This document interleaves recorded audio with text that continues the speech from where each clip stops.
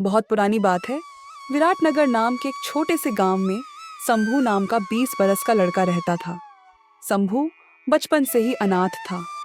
उसकी माँ ने तो उसे जन्म देते ही दुनिया छोड़ दी थी। उसके पिता ही उसके सिर पर हाथ रखे हुए थे। मगर जब शंभू 12 साल का हुआ, तभी उसके पिता अचानक कहीं खो गए और फिर लौटकर कभी नहीं आए। शंभू अपनी टूटी फूटी झोपड़ी में अकेला बैठा था। तभी राधिका नाम की एक लड़की, जिसके हाथ में खाने की थाली थी, धीरे धीरे अंदर चली आई। अरे राधिका, फिर से खाना ले आई तुम? बताओ ना, क्यों रोज मेरे लिए इतना कुछ लेकर आती हो? शंभू, मुझे सब पता है। जब तुम भूखे रहते हो ना, तो मेरा मन भी बेचैन रहता है। और ये भी तो तुम जानते ही हो कि मैं क्यों हर रोज तुम्हारे लिए खाना लाती हूँ। सच कहूँ राधिका, तुम्हारा ये एहसान मैं जिंदगी भर नहीं भूल सकता। ये कोई एहसान नहीं शंभू, ये तो मेरा अपनापन है, मेरा सच्चा प्यार है तुम्हारे लिए। ये कहकर राधिका ने नजरें झुका ली। कुछ भी बोले बिना धीमे कदमों से झोपड़ी से बाहर निकल गई। कुछ पल बाद शंभू भी सोच में डूबा झोपड़ी के बाहर आया। बाहर कदम रखते ही उसने देखा, गांव का मुखिया सिर पर पगड़ी बांधे खड़ा उसे घूर रहा था।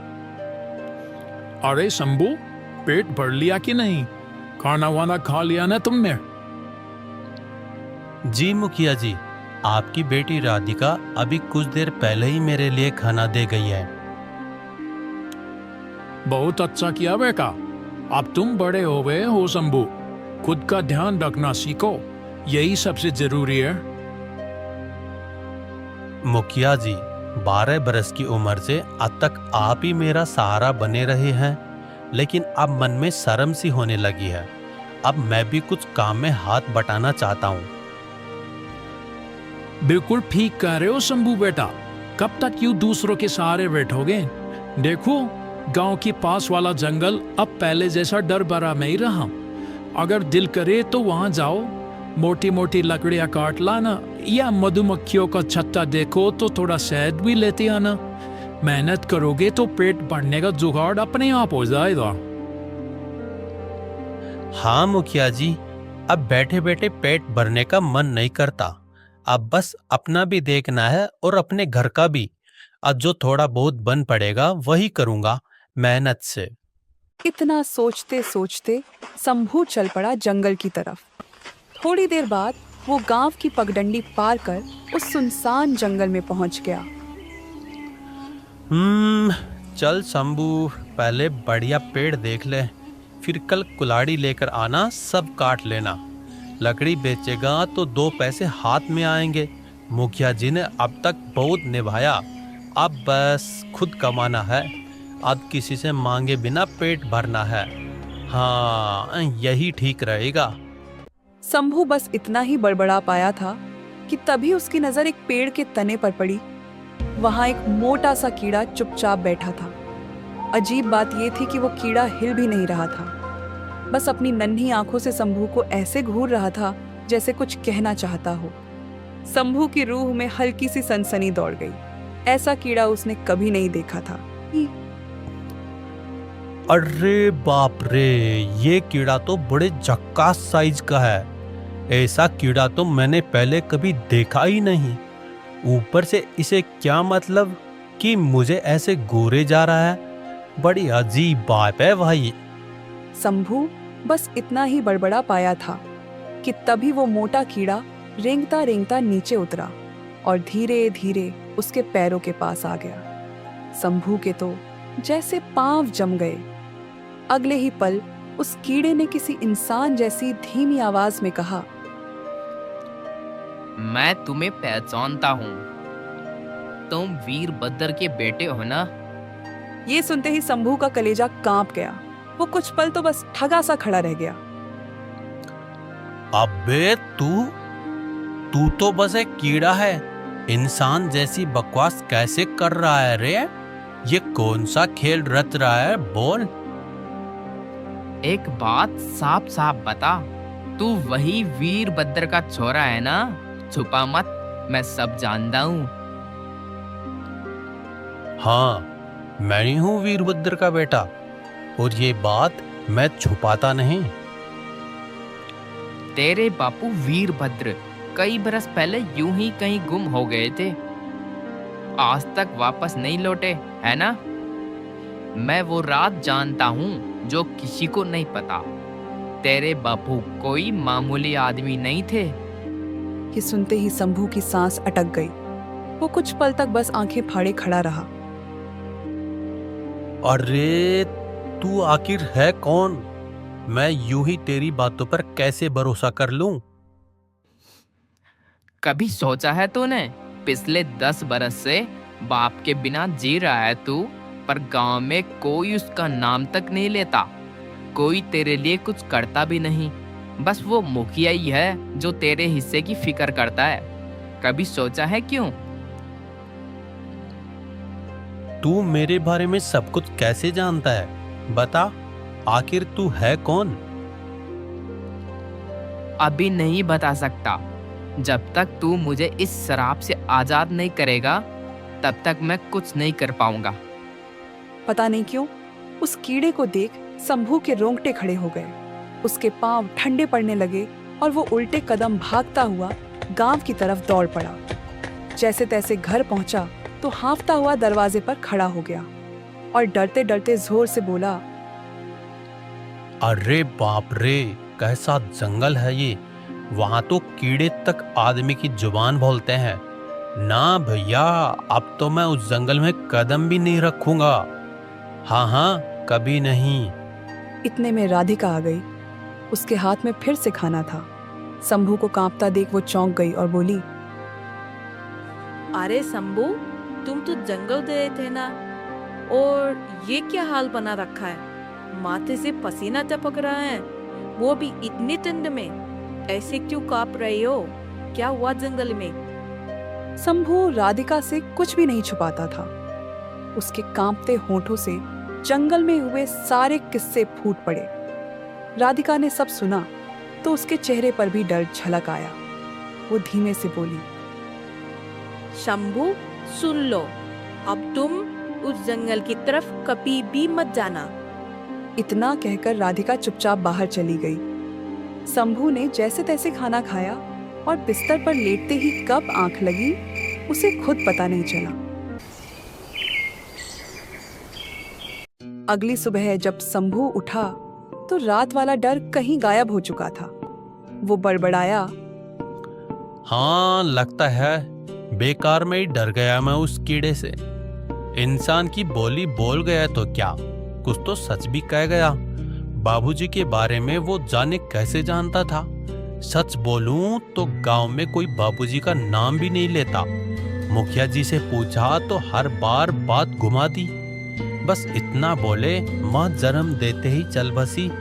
बाबूजी जंगल गए, लौटे ही नहीं। कसम से कुछ तो गड़बड़ है। शंभू सोच में ऐसा डूबा कि कब फिर से कदम जंगल की तरफ बढ़ गए उसे खुद पता ही नहीं चला।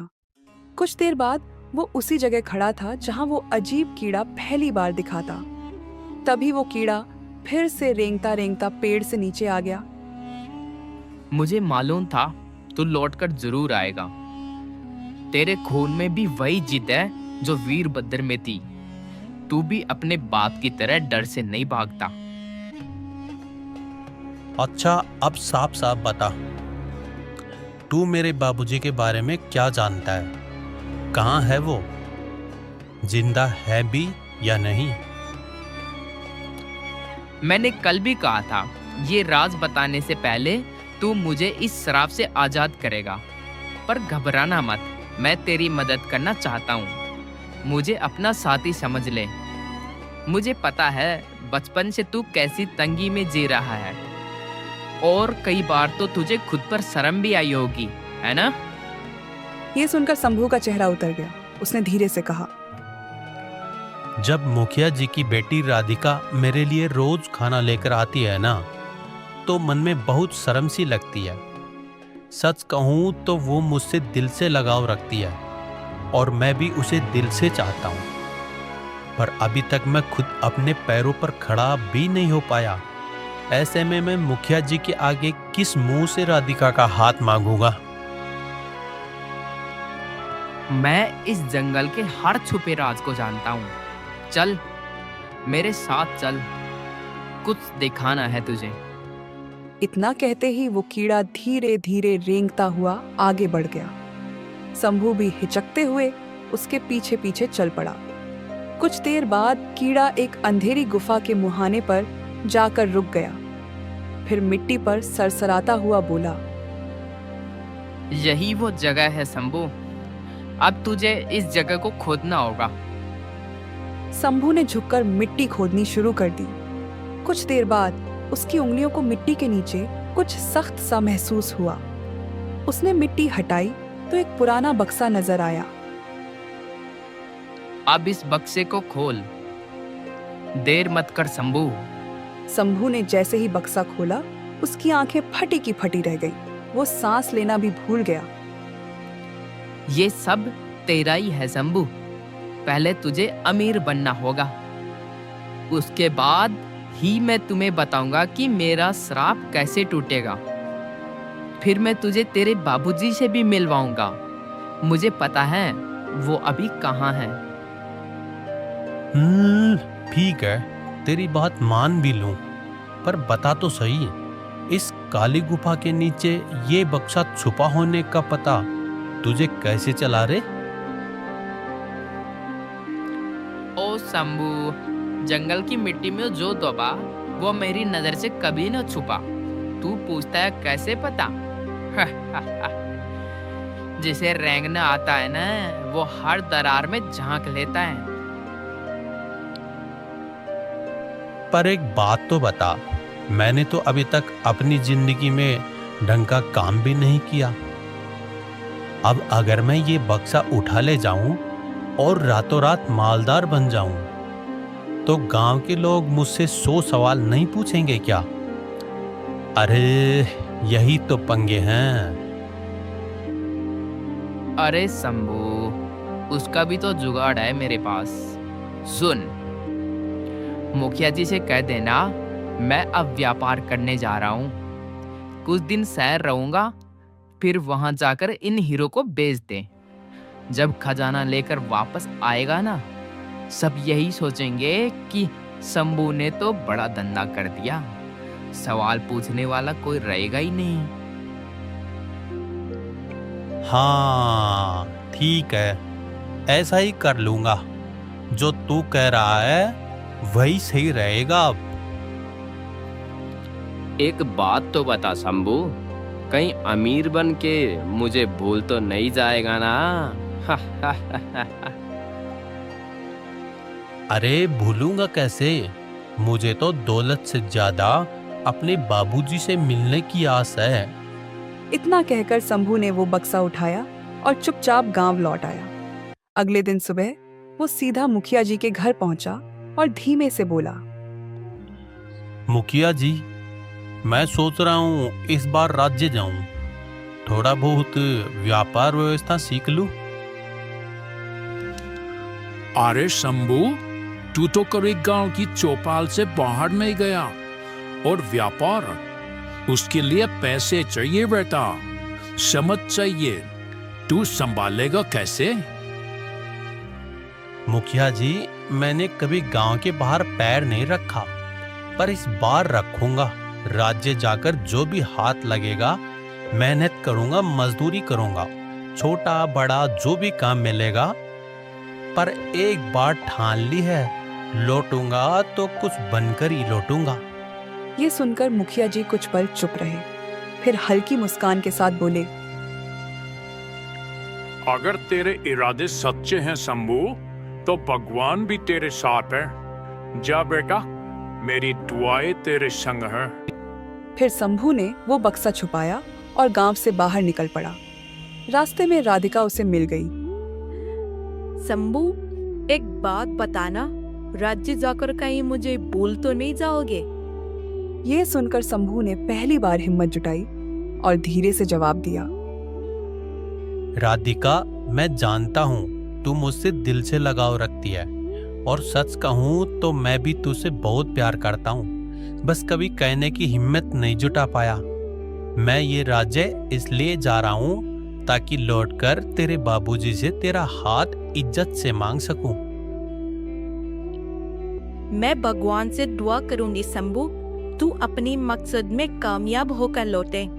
शंभू हल्की मुस्कान लिए गांव की पगडंडी पार कर सीधा राज्य की तरफ बढ़ गया। वहां पहुंचकर उसने एक सराय में डेरा जमाया। फिर बक्से से कुछ हीरे निकाले और पास की बस्ती में एक जौहरी के ठिकाने पर जा खड़ा हुआ। अरे बाप रे, ओ शंभू भैया, ये क्या लाए हो?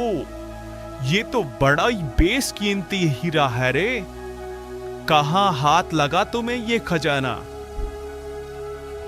अरे जोरी भैया, ये हीरे मेरे बाबूजी के हैं। वो हीरे जवाहरात के बड़े कारोबारी थे उस जमाने में। अरे शंभू भैया, कोई बावला ही होगा जो ऐसे चमचमाते हीरे न खरीदे। मैं तो कहूं, जितनी कीमत मांगोगे उतनी दूंगा। बस माल मेरा हुआ समझो। जौहरी ने शंभू को उसकी बताई कीमत से भी ज्यादा दे डाली।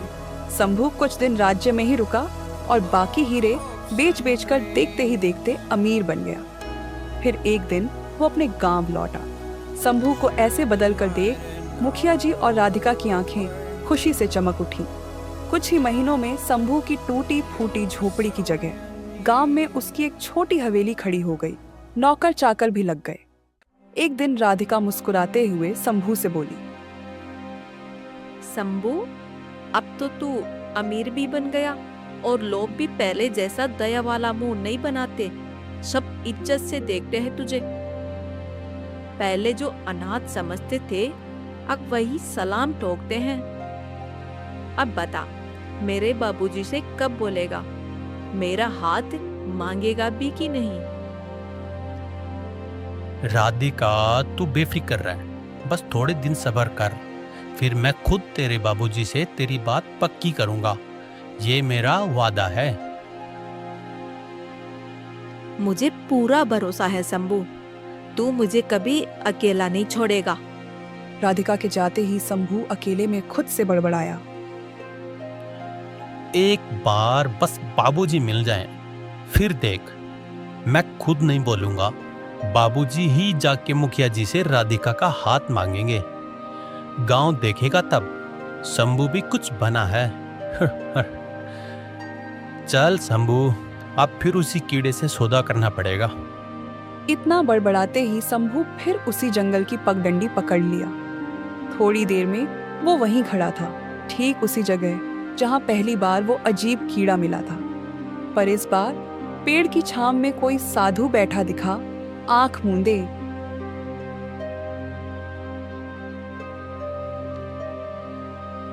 और रे बालक, कौन है तू? और इस वीरानी में क्या कर रहा है? तेरी सूरत तो किसी से मिलती लगती है। हाँ, लगता है तेरे बाबूजी को मैं जानता हूं। मैं वीरभद्र का बेटा हूं और ये जंगल तो मेरा जाना पहचाना है। मैं तो यहाँ आता जाता ही रहता हूं। ये सुनकर वो साधु थोड़ी देर तक शंभू को घूरता रहा, फिर बिना एक शब्द बोले चुपचाप उठकर वहां से चला गया। साधु के जाते ही झाड़ियों के पीछे से वही अजीब कीड़ा फिर से रेंगता हुआ सामने आ पहुंचा। यह साधु तुमसे क्या कह रहा था? अरे वो तो बस यही बक रहा था कि शायद वो मुझे पहचानता है। मैंने भी साफ बोल दिया, मैं वीरभद्र का बेटा हूं। वो साधु नहीं शंभू, वो तो बस साधु का जोगी चोला ओढ़े बैठा ढोंगी है, अंदर से पूरा शैतान, समझे? मुझे उस साधु वाधु से कोई मतलब नहीं कीड़े, मुझे तो बस तुझसे मतलब है और मेरे बाबूजी से। अब साफ साफ बोल, तेरा ये श्राप कैसे टूटेगा? चलो मेरे साथ। फिर वो कीड़ा सरसराता हुआ शंभू को लेकर उसी गुफा के मुहाने तक पहुंचा। जहां पहले शंभू को वो कीमती हीरे मिले थे। गुफा के अंदर इस बार एक बड़ा अजीब सा पत्थर रखा था, जो चारों तरफ रंग बिरंगी किरणें छोड़ रहा था, जैसे कोई जादू छिपा बैठा हो। सुन शंभू, कल है पूर्णिमा की रात। तू यहीं लौट आना, बिल्कुल इसी जगह आधी रात को। फिर आंखें बंद करना और इस पत्थर को चकनाचूर कर देना।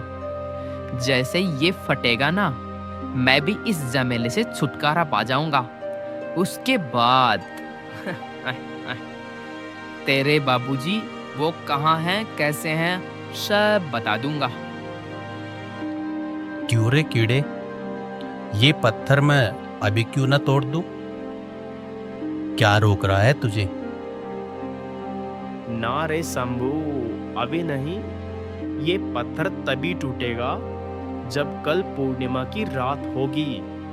बस वही घड़ी सही है। इतना बोलकर वो कीड़ा अचानक रंग बिरंगी चमक छोड़ता गायब हो गया। शंभू थोड़ी देर गुफा को घूरता रहा, फिर चुपचाप वापस गांव लौट आया।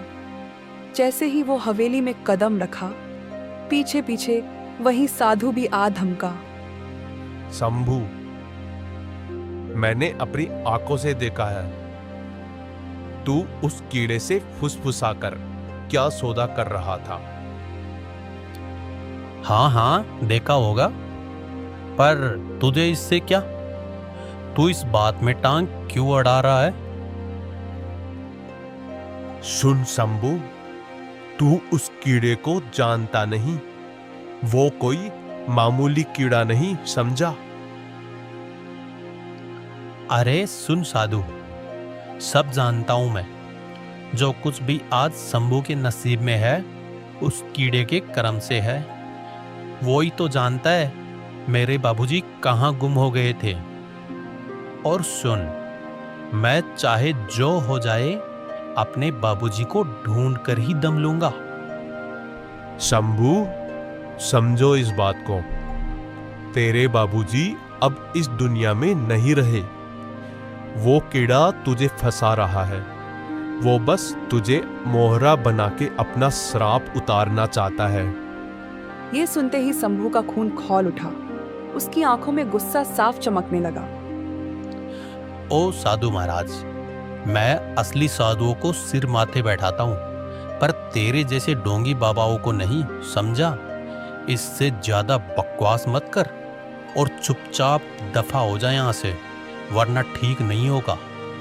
साधु कुछ बोलने ही वाला था कि तभी शंभू ने गुस्से से दहाड़ते हुए अपने नौकरों को हुक्म दिया। सुनो, इसे दरवाजे के बाहर धक्के मार के निकाल के आऊं और बोल देना दोबारा मेरी हवेली के अंदर ना दिखे। नौकरों ने साधु को हवेली से बाहर कर दिया। वो कुछ कह भी न पाया। तभी बाहर से मुखिया जी और राधिका वहां आ पहुंचे। उनके चेहरे पर हैरानी साफ झलक रही थी। अरे बाबा, आप तो वही साधु हैं जो हमारे जंगल में बैठे बैठे तपस्या करते हैं। लेकिन यह शंभू की हवेली में कैसे आ गए आप? और ये नौकर लोग आपको ऐसे बाहर क्यों कर रहे थे, बताइए तो। वीरभद्र का बेटा शंभू अब तो बिल्कुल अंधा हो गया है। वही गलती फिर से कर बैठा जो उसके बाबूजी ने अपनी जान देकर रोकी थी। ये जो रातों रात इतना धन आया है ना शंभू के हाथ, सब उस कीड़े के फेर का खेल है। वो कीड़ा इसे पूरी तरह से अपने जाल में फंसा चुका है। मैंने तो कोशिश करी कि इसे सच्चाई समझा दूं, पर ये सुनने को राजी ही नहीं। बाबूजी, हाँ, अब याद आया। कुछ दिन पहले शंभू जब पहली बार जंगल से लौटा था ना, वो बड़ा डरा सहमा सा था। तब उसने मेरे कान में कहा भी था कि वहाँ एक कीड़ा उससे इंसानों जैसे बोल रहा था। मैं आपको बताने वाली थी, पर पता नहीं कैसे बात मेरे मन से फिसल गई बाबूजी। अरे बेटा, तूने इतनी बड़ी बात मुझसे छुपा ली। गजब कर दिया तूने। अगर वो कीड़ा अपने श्राप से छूटा ना तो पूरा गांव उजड़ जाएगा, एक भी आदमी जिंदा नहीं बचेगा। हाँ मुखिया जी, आपकी बात 100% सही है, लेकिन शंभू है कि जरा भी सुनने को तैयार नहीं।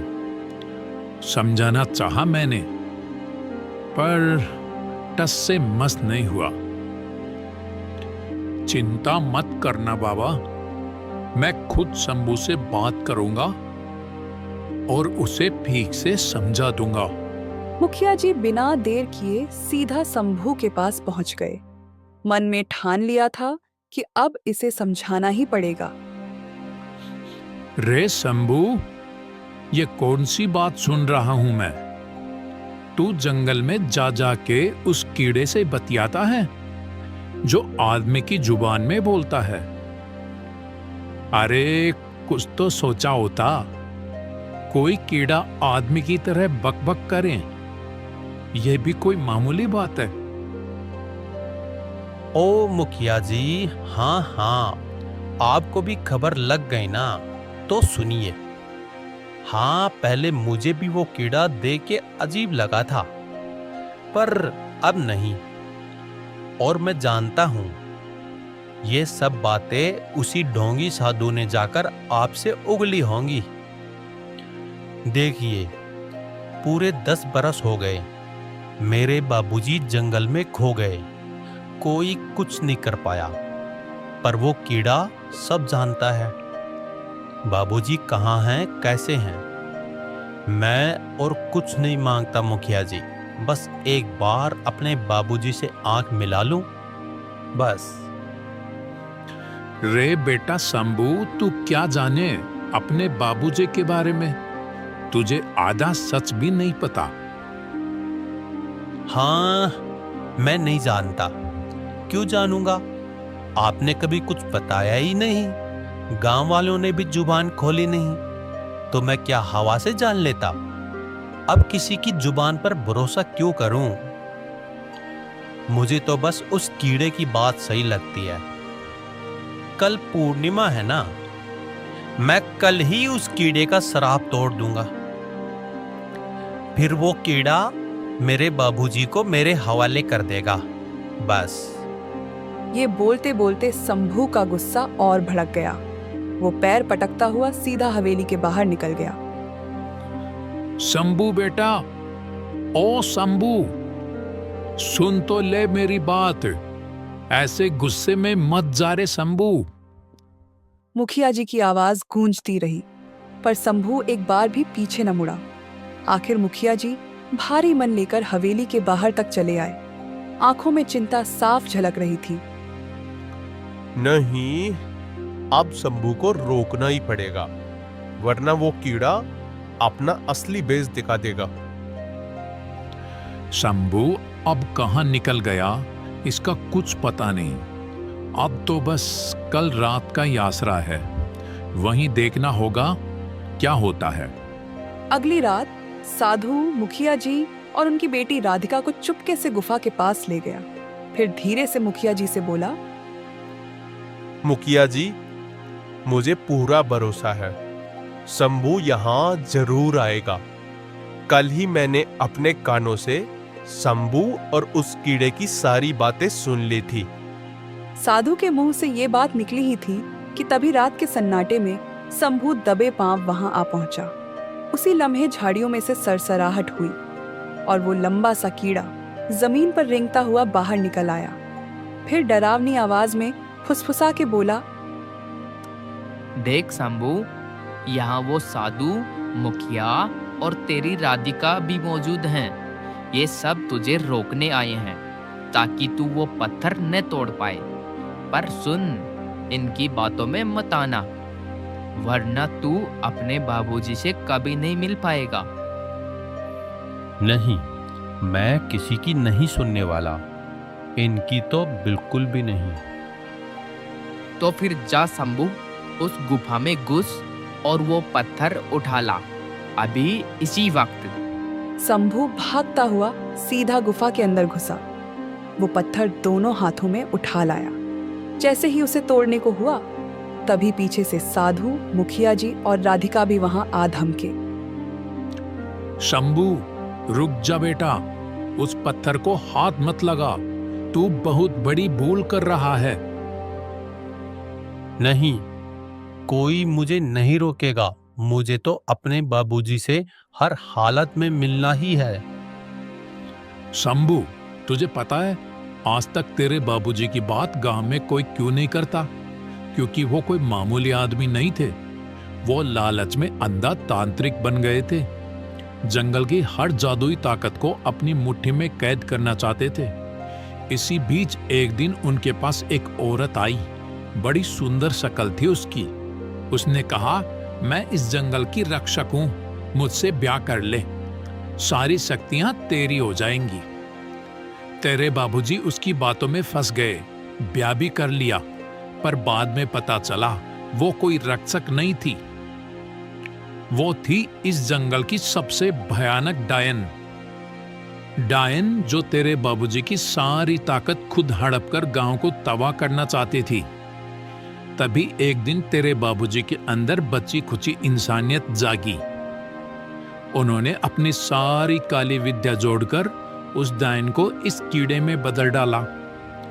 सारी ताकत इस पत्थर में बांध दी, डायन को श्रापित कर दिया और खुद अपनी जान दे बैठे। शंभू, उन्होंने ये सब गांव के लिए किया था। तुझे भी छोड़ दिया, अपनी जान दे दी, लेकिन आज तो उसी बलिदान को मिट्टी में मिलाने चला है। ये पत्थर टूटा तो तेरे बाबूजी का बलिदान मिट जाएगा और ये कीड़ा फिर से वही डायन बनकर गांव को खा जाएगी। ये सब झूठ उगल रहे हैं शंभू। सच्चाई वही है जो मैं कह रहा हूँ। अगर मेरे अंदर कोई धोखा होता तो अब तक तेरे लिए इतना क्यों करता? बता, गांव के लोगों ने क्या दिया तुझे? कब साथ खड़े हुए तेरे? हीरे, धन, दौलत सब मैंने दिया। अब मैं खुद तुझे तेरे बाबूजी से मिलवाने वाला हूँ। फिर किस बात का शक? शंभू उस चाल में फंस गया। कुछ पल तक उसे कुछ सूझा ही नहीं। फिर उसने वो पत्थर जोर से जमीन पर दे मारा। अगले ही पल वो रेंगता हुआ कीड़ा रंग बिरंगी किरणों में बिखरा और एक झटके में भयंकर डायन का रूप धर लिया। हाँ शंभू, मुखिया और साधु सब सच बक रहे थे। तेरा बापू भी बड़ा मूर्ख था जिसने मुझे इस कीड़े के रूप में जकड़ दिया और खुद मर खप गया। ये पत्थर तोड़ने की ताकत सिर्फ तेरे खून में थी, क्योंकि तेरी रगों में उसी का खून दौड़ रहा है। शंभू, तूने बहुत बड़ी भूल कर दी बेटा, पर अभी भी वक्त है संभलने का। अगर सच में अपने बापू के बलिदान को बचाना चाहता है तो तुझे अपनी जान देनी होगी। ये पत्थर तेरे बाबूजी ने इसी में इस डायन की सारी ताकत बंद कर दी थी। इसी को कीड़ा बनाकर जकड़ा दिया था, पर अब जब तूने इसे तोड़ा तो आखिरी छूना तेरे ही हाथ से हुआ। अब तू खुद इस पत्थर से बंध चुका है शंभू। अगर पूर्णिमा की रात बीत गई और तू जिंदा रहा तो ये डायन खुलेआम गांव में घुस जाएगी और कहर बरपा देगी। अब फैसला तेरा है बेटा, अपनी जान देकर गांव बचा या सबको तबाह कर। ये सुनते ही शंभू की आंखों में पानी भर आया, दिल कांप उठा। मुझसे बहुत बड़ी गलती हो गई। मैं तो बस अपने बाबूजी को देखना चाहता था। अब सब तेरे हाथ में है शंभू। गांव को बचाना है तो सुन, यहां से थोड़ी दूर एक गहरी खाई है, तुझे उसी में कूदना होगा। बस तभी ये डायन राख बन जाएगी और गांव सलामत रहेगा। तुम ऐसा नहीं कर सकते। पर शंभू ने दिल में ठान लिया था, गांव को बचाना ही होगा। वो भागता हुआ सीधा उस गहरी खाई के किनारे पहुंचा और बिना पलटे छलांग लगा दी। जैसे ही उसका शरीर खाई में समाया, टायन की चीख गूंज उठी। लपटों में जलती हुई वो राख में बदल गई।